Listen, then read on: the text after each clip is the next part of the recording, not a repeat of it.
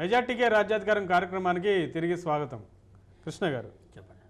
ఏదైతే ఈ మూలవాసులైన మనం మాట్లాడుతున్నాం, ఎస్సీ ఎస్టీ బీసీ మైనార్టీ ప్రజలు అంటే మెజార్టీ ప్రజలు, వీళ్ళకి రాజ్యాధికారం రావాలంటే ఏం చేయాలి, అసలు ఎందుకు రాలేదు చెప్పండి. ఎస్సీ ఎస్టీ బీసీ ప్రజలు ఎవరైతే ఉన్నారో వీళ్ళు మెజార్టీ ప్రజలు ఈ దేశంలో 180% అంటున్నాం మనం. వీళ్ళకి రాజ్యాధికారం రావాలి. దాని ముందు ఏదైతే మనం ఇంతకుముందు ఈ 4 వర్ణాల గురించి మాట్లాడము, అయితే వాళ్ళకి సేవ చేసే వాళ్ళ గురించి మనం మాట్లాడలేదు. వాళ్ళే శూద్రులు. ఎవరైతే ఈ 3 వర్గాలకు సేవ చేసుకొని బ్రతకాలనుకుంటారో వాళ్ళే ఈ దేశంలో శూద్రులు అంటే బీసీలు. ఇలాక బీసీలు స్పందిస్తలేదు, బీసీలు స్పందించడం లేదని కొంతమంది కాలర్స్ అడుగుతున్నారు. ఎవరు బీసీలు ఎవరు ఎస్సీలు ఈ దేశంలో తెలుసా అసలు? ఇక్కడ చాకలి వాళ్ళు కేరళలో ఎస్సీలు, ఇక్కడ గౌడ్స్ తమిళనాడులో ఎస్సీలు ఉంటారు, లేదా బీహార్లో ఎస్సీలు, ముదిరాజులు ఇంకొక దగ్గర ఎస్సీలు. అంటే అర్థమైంది, దేశంలో వీళ్ళు ఎస్సీలు వీళ్ళు బీసీలు వీళ్ళంతా అంటారా అని వాళ్ళే, వీళ్ళంతా బానిసలే. ఎవరైతే శూద్రు అతి శూద్రులు ఎవరైతే ఉన్నారో వీళ్ళందరూ బానిసలే. ఎస్సీ ఎస్టీ బీసీలను ఎప్పుడు కేటగరైజేషన్ జరిగింది? స్వతంత్రం వచ్చిన తర్వాత రిజర్వేషన్లు ఇవ్వాల్సినటువంటి సందర్భం వచ్చినప్పుడు ఇది కేటగరైజేషన్ జరిగింది. అన్నప్పుడు బీసీలైనా ఎస్సీలైనా ఎవరైనా బానిసలే. ఎందుకు వాళ్ళు స్పందించట్లేదంటే వాళ్ళు ఇవాళ బీసీలు మొత్తం కూడా ఏదైతే బ్రాహ్మణ భావజాలం ఉన్నారు, అది ఒక్కరు కాదు, మొత్తం సమాజమే ఉన్నది.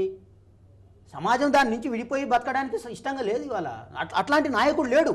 అట్లాంటి నాయకుడు ఈ సమాజాన్ని దిశానిర్దేశం చేసి ఒక ఆల్టర్నేటివ్ కల్చర్లోకి మళ్లించగలిగే నాయకుడు రావట్లే. ప్రజల దగ్గరికి ఆ మెసేజ్ వెళ్ళట్లేదు. ఇవాళ ఎవరైతే దళితులను చేస్తున్నాం, ఎస్సీలం చేస్తున్నాం, ఏమే చేస్తున్నారు? మీరు ఇక్కడ చేస్తున్నారు, మళ్ళీ పోయి ఎల్లమ్మ పండుగ చేస్తున్నారు. మరి ఇక్కడ చేస్తున్నారు, మళ్ళీ మీరు పోయి బోనాల పండుగ చేస్తున్నారు. మళ్ళీ ఇక్కడ చేస్తున్నారు, పోయి మీరు వినాయక చవితి చేస్తున్నారు. నువ్వు చేస్తున్నది కొత్త ఏం లేదు.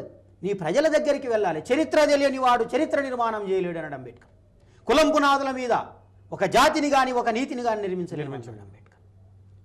అంబేద్కర్ చెప్పిందంటే ఒక పాయింట్ కూడా మనం చేయకుండా రాజ్యాధికారం రావాలి. రాజ్యాధికారం ఎట్లా వస్తుంది? రాజ్యాధికారం అంటే ఒక కాలర్ ఇంతకుముందు ఉద్యోగుల పాత్ర గురించి అన్నాడు.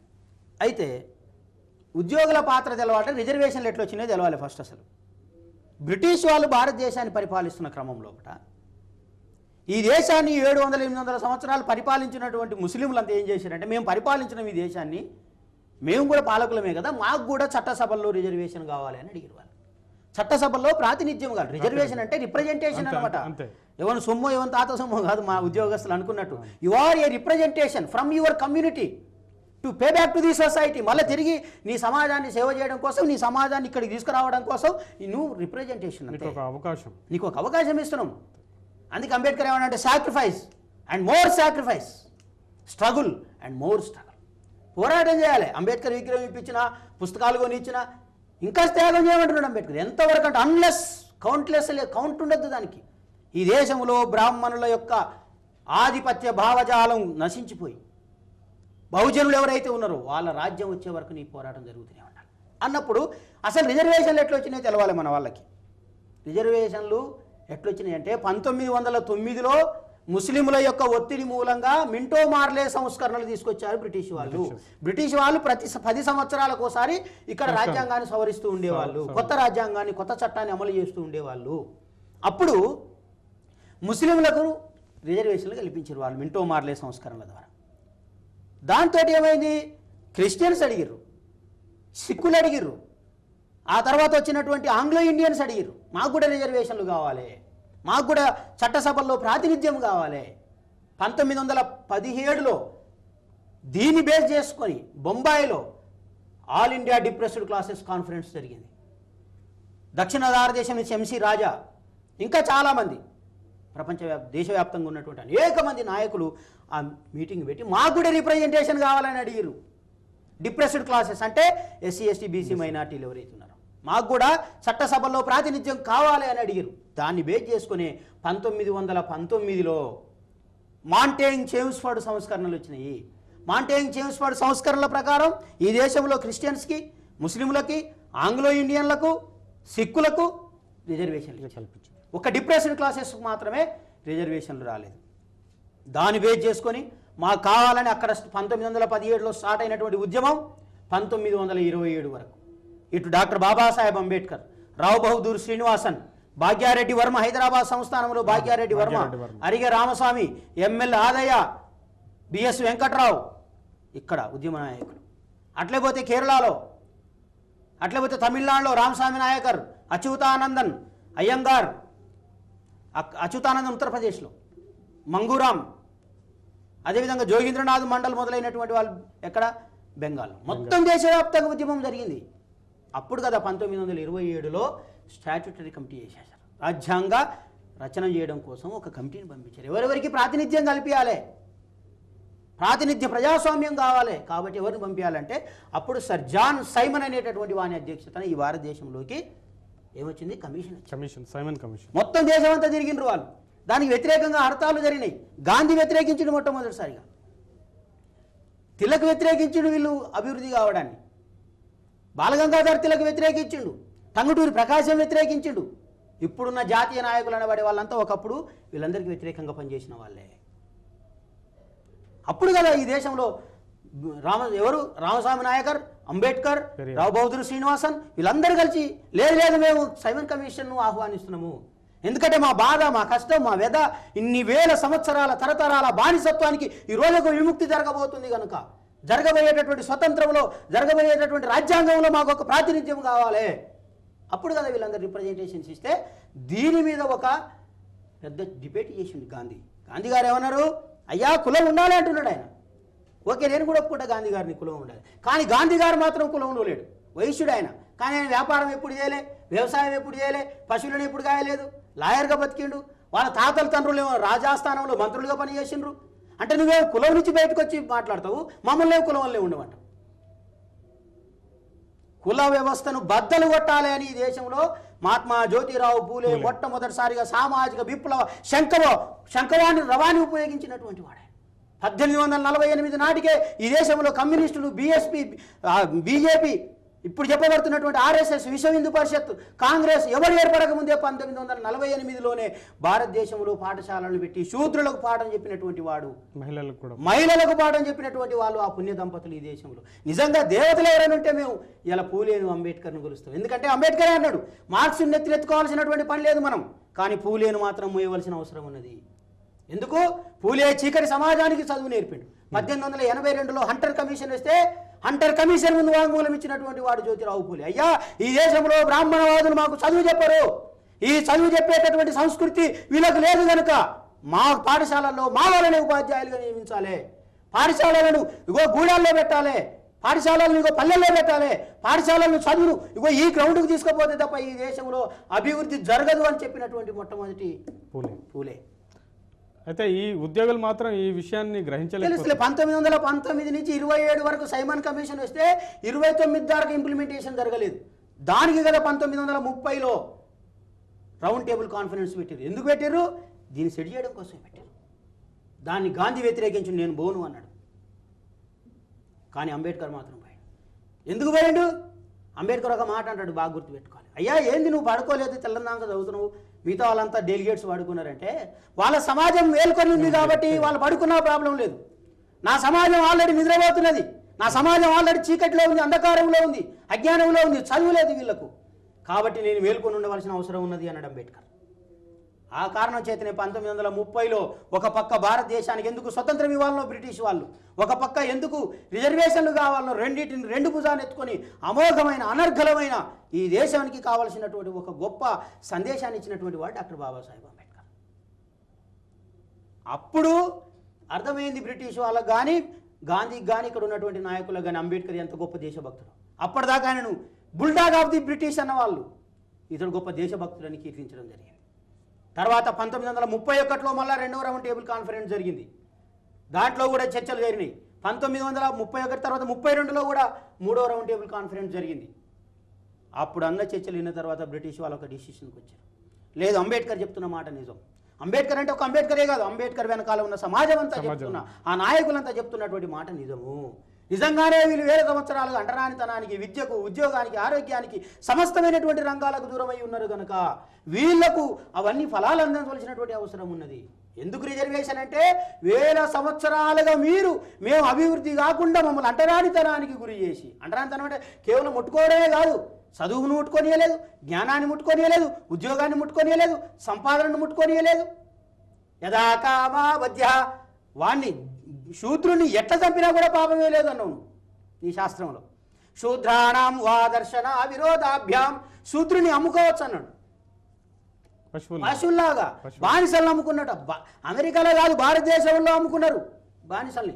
ఈ ఇంటి పని నా ఇంటి వెనుక, ఆ ఇంటి పని నా ఇంటి వెనుక అమ్ముకున్నారు ఈ దేశం. అటువంటి బానిసత్వానికి పునాదులను పెలిగిస్తూ అంబేద్కర్ 4 డిమాండ్లను పెట్టిండు round table conference. Number 1, adult franchise కావాలి. వయోజన ఓటుకు 18 సంవత్సరాలు నిండిన ప్రతి వారికి ఓటు కావాలి ఈ దేశంలో. ఈ ఓటు మాత్రమే ఈ సమాజాన్ని మార్చగలుగుతుంది.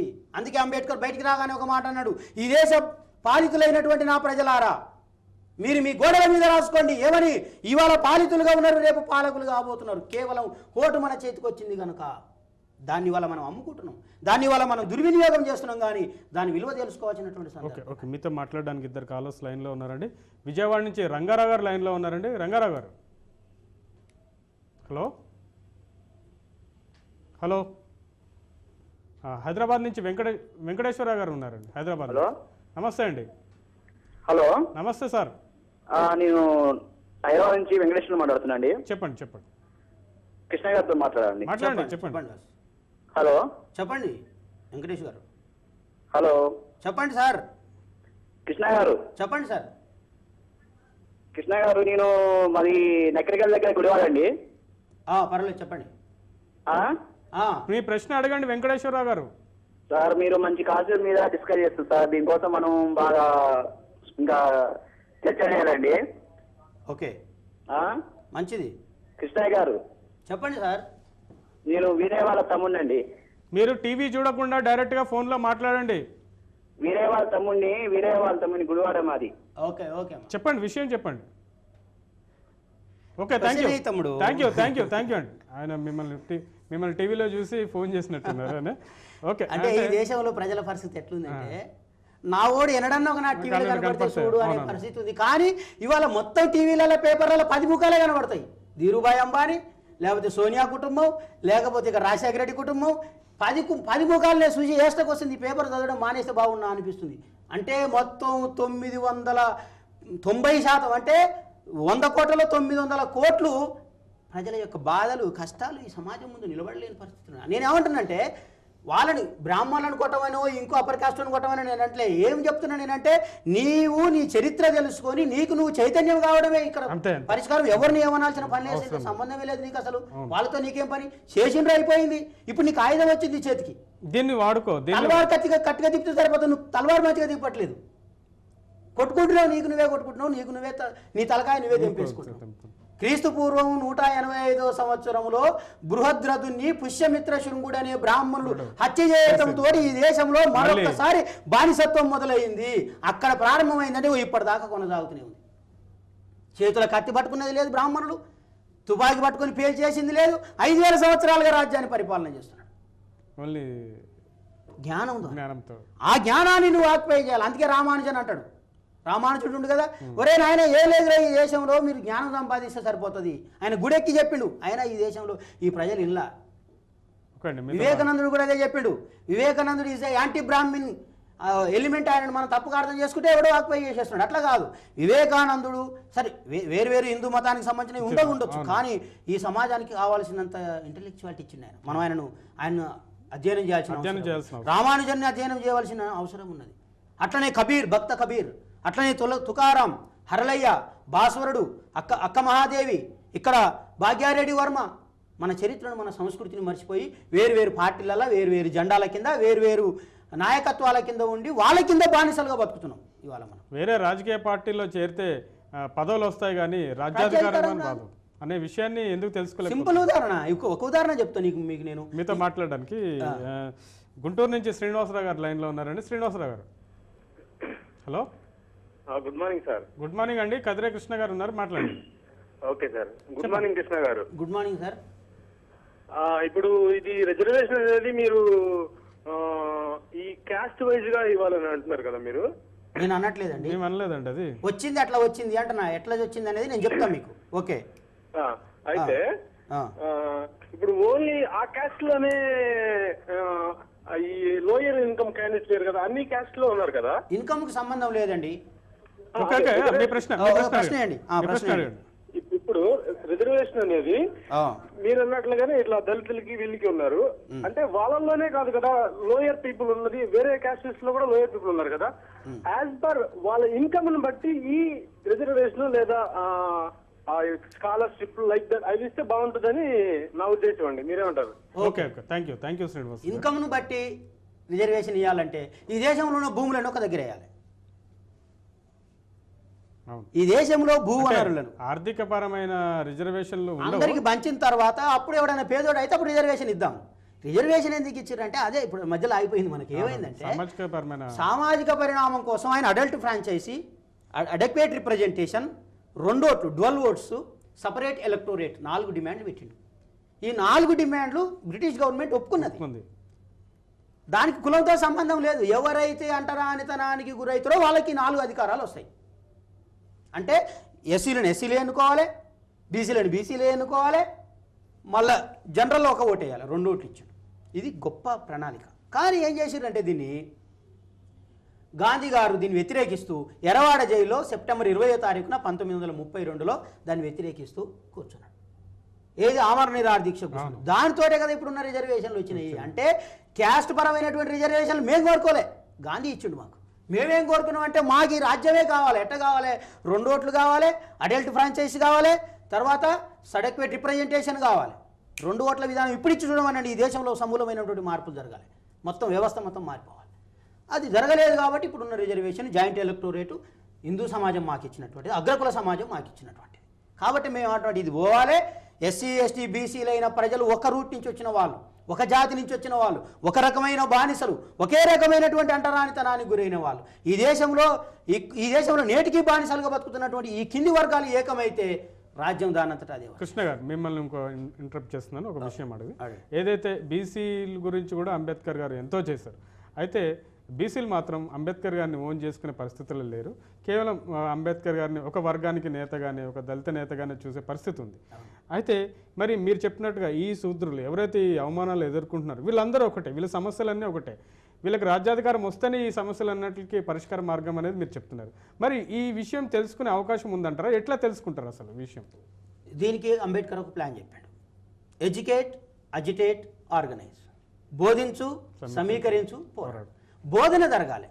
బీసీలకు నువ్వు బీసీవి శూద్రుని నాయన, నువ్వు అప్పర్ కాస్ట్లో కలుస్తున్నావు, నువ్వు అక్కడ పోయితే నేను బానిసనగానే చూస్తారు, కానీ నీకు అధికారం రాదని వాళ్ళకి చెప్పగలిగేవాళ్ళు కావాలి. ఇవాళ ఉన్నటువంటి బీసీ నేతలంతా ఏం చేస్తున్నారు? మళ్ళీ అక్కడికే పోతున్నారు. ఒక ఆయన ఆర్ఎస్ఎస్ మీటింగ్లో కనబడతాడు, ఒక ఆయన పోయి ఎల్లమ్మ గుళ్ళే కనబడుతున్నాడు, ఇంకొక ఆయన వచ్చేమో వసూలు చేసుకునే కార్యక్రమంలో కనబడుతున్నాడు. ఇది పోవాలి. ఎడ్యుకేట్, నీ ప్రజలని బోధించు, ఈ ప్రజలకి వాళ్ళ చరిత్రను బోధించు. బానిసకు బానిసమని చెప్పు, వాడే తిరుగుబాటు చేస్తాడన్నాడు పూలే. వానికి బానిసత్వాన్ని ఎట్లా వచ్చిందో చెప్పాలి, నువ్వు ఎట్లా నీ విముక్తి జరుగుద్దో చెప్పాలి. అప్పుడు వాళ్ళందరూ ఏమైతే ఐక్యత. ఈ ఐక్యతతోటే పోరాటం జరుగుతుంది. పోరాటం అంటే కత్తి పట్టుకొని అవసరం లేదు. నిన్న మిగతా దేశాలలో, అరబ్ దేశాల్లో ఏం జరిగింది మనం చూడలేదా? ఈ దేశంలో మీరే చెప్తున్నారుగా, గాంధీ ఒక్క రక్త పొట్టు చూడకుండా స్వతంత్రం తెచ్చిండని. 22% మంది ఎస్సీలు ఉన్నారు, 22 కోట్ల మంది. నేను చెప్తున్న 22 కోట్ల మంది ఒక్కటే రోజు భూమి మీదకి రండి, బజార్లోకి రండి. ఒకటే రోజున రోడ్డు మీదకి 22 కోట్ల మంది రండి. ఈ దేశంలో రాజ్యం అధికారం ఎందుకు రాదో నేను చెప్తా. 80% అంటారు, 50%లో సగం 50% రోడ్డు మీదకి రండి. అంటే బోధన జరగాలి. ఏ పార్టీలు అయితే ఈవెన్ మా పార్టీలు అనుకునేటటువంటి వాళ్ళు కూడా, బహుజన తత్వంతో ఉన్న పార్టీలు కూడా ఇవాళ ప్రజల్ని మోసం చేస్తున్నాయి. చలో రండి, ప్రజల్లోకి వెళ్దాం. ఎవడెవడైతే ఉన్నాడో వాళ్ళందరినీ పీక్కొని రండి, మీకు అధికారం ఉంది. సమాజంలోకి వెళ్ళి పంపిద్దాం. మనం సమాజంలో నేను చెప్తున్నా, గ్రామంలో ఇవాళ ఉపోద్ఘాతం జరగవలసిన అవసరం. గ్రామంలో ఇవాళ అంబేద్కర్ను, పూలేను, వాళ్ళ విధానాన్ని, ఈ సమాజంలో జరుగుతున్నటువంటి అరాచకాలను, దోపిడీని, ఆక్రమణను, ఇవన్నిటిని కూడా చెప్పవలసినటువంటి సందర్భం ఉన్నది. ఇది జరగటం లేదు ఈ సమాజం. కృష్ణ గారు చివరిగా చెప్పండి, మనకు టైం అయిపోయింది. బహుజన రాజ్యాధికారం ఎలా సాధ్యమవుతుంది, అందులో ఎవరెవరి రోలు ఎలా ఉందో కొంచెం వెంటనే చెప్పేసి. ఓకే, దీనికి ఉద్యోగస్తులు ప్రధానమైనటువంటి పాత్ర పోషించవలసిన అవసరం ఉంది. సమాజంలోకి ఒక నాయకుడు పోవాలంటే దానికి సహకారం అవసరం, అది ఉద్యోగుల నుంచి జరగాలి. నెంబర్ 2, ఉపాధ్యాయులు, విద్యార్థులు. అంబేద్కర్ చెప్పిండు వాళ్ళకు, మీరు మీ సమాజాన్ని 2 విధాలుగా ఆలోచించుకోవాలి. ఒకటి, మేము ఎవరికంటే తక్కువ కాదు, హమ్ కిసీ సే కమ్ నహీ హై, ఒకటి నిరూపించాలి చదువులో, రెండోది నీ ప్రజల దగ్గరికి వెళ్ళి చైతన్యం చేసి వాళ్ళని స్ట్రాంగ్ చేయాలి. ఇది విద్యార్థుల ఉపాధ్యాయుల పాత్ర. తర్వాత నాయకుల పాత్ర ఉంది. నాయకులు రెండు రకాలుగా పనిచేయాలి. ఒకటి సమాజాన్ని అంటే సమాజం దగ్గరికి డైరెక్ట్గా పోయే నాయకులు, నాయకుని తయారు చేసే నాయకుడు. ఒక నాయకుడు నాయకులని తయారు చేయాలి. ఈ దేశంలో అట్లా చేయనియరు కదా, ఎదగనియరు అసలు. అది సంగతి. అందుకే నేను సమాజానికి బాహ్యంగా మిగతా నీకు అప్పర్ కాస్ట్ తోటి రాజకీయాలతోటి కుల వాటితో సంబంధం లేకుండా నీ జాతి ప్రజల దగ్గర నీవు వెళ్ళి నాయకుని తయారు చేయి. ఫస్ట్ నాయకుడు ప్రజల దగ్గరికి పోతాడు, ప్రజలు అక్కడ సమాయత్తం అవుతారు, అక్కడి నుంచి పోరాటం పుట్టుకొస్తారు. ఎక్కడైతే డబ్బు వస్తుందో అక్కడనే డైరెక్షన్ వస్తుంది, ఎక్కడి నుంచి అయితే నీ ప్రజల దగ్గరికి పోతావో అక్కడి నుంచే ప్రతిస్పందన వస్తుంది. ఇది నాయకుడు చేయవలసినటువంటి పని. వీళ్ళందరూ కూడా ఏకమైతే ఓటు ఒక్కటేనండి. వీళ్ళందరినీ చైతన్యపరిచి ఓటు ఎవరి ఓటు వాళ్ళకి వేసుకోండి అంతే. ఏ కులానికి ఆ కులం కాదు, ఎవరి ఓటు వాళ్ళకి. ఏ బానిసలు అయితే ఉన్నారో ఆ బానిసలందరూ ఒకటే. ఇక ఎస్సీ ఎస్టీ బీసీ లేదు, మూలవాసులు అంతే. నేను మాదిగా, నేను మాలా, నేను ఇదంతా కాదు. నేను మూలవాసిని, నేను బహుజనుణ్ణి, నాకు రాజ్యం కావాలి, నా ఓటు నా వానికి వేసుకుంటా. మిగతా పార్టీతో నువ్వు పార్టీలో ఉండి ఏమైనా చేసుకో, నాకు సంబంధం లేదు. ఈ కాన్సెప్ట్కి వచ్చినప్పుడు, ఈ పద్ధతుల్లోకి వచ్చినప్పుడు బహుజన రాజ్యాధికారం చాలా సులువుగా జరిగింది కదా. మనకు ఉత్తరప్రదేశ్లో జరిగింది కదా. కాంశీరామ్ గారు ఓటమారా రాజ్య తుమారా నై చలేగా నై, ఒకటే నినాదం అండి. ఓటు విలువని ప్రజానికానికి తెలియజేసినటువంటి ఒకే ఒక మాట. కానీ ఆ పరిస్థితులు లేవు కదండి. ఇప్పుడు ఓటుని అమ్ముకునే ఒక దుస్థితికి వెళ్ళిపోయారు. అంటే ఎలక్షన్స్ వస్తున్నాయంటే ఏదో డబ్బులు వస్తాయి కదా అనే ఒక ఆనందం కూడా, అంటే అట్లా క్రియేట్ అయిపోయారు.